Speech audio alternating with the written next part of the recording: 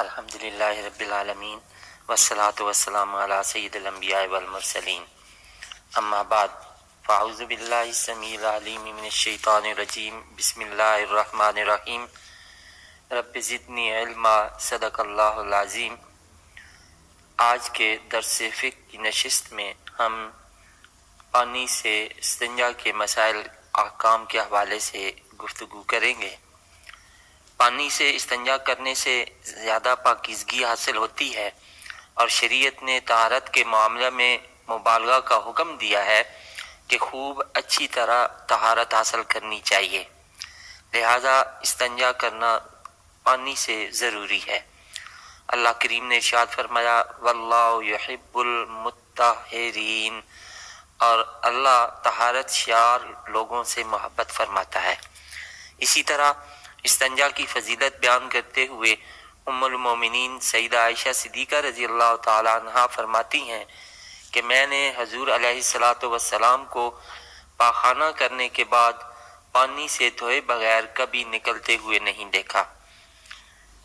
اگر پیشاب یا پاخانہ اپنے مقام سے تجاوز کر آئے اور اس کی مقدار 1 درم سے زیادہ ہو تو پانی سے استنجا فرض ہے، 1 درم سے برابر ہو تو واجب ہے، اور اگر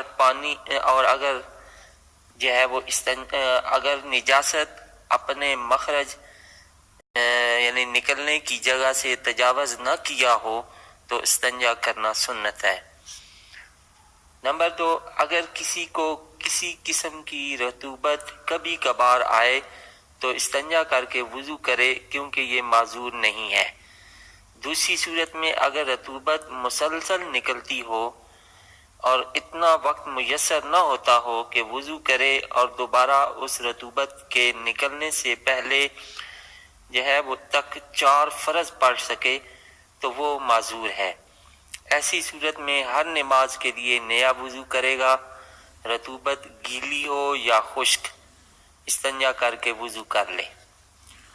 کسی شخص کو بیماری کی وجہ سے مسلسل پیشاب کے قطرے آتے رہیں یا اس کی ریح خارج ہوتی رہے تو ہر نماز کے لیے نیا وضو بنائے۔